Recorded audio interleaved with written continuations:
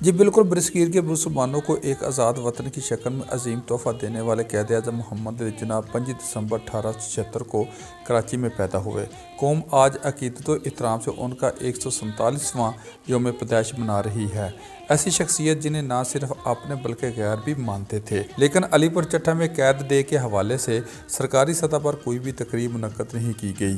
ताहम निजी अदारे ला कॉलेज में सादा और पुरवकार तकरीब का इनेकाद किया गया, जिसमें मुख्तलिफ शोबा ज़िंदगी से तल्लक़ रखने वाले मुअज़्ज़िज़ीन ने शिरकत की।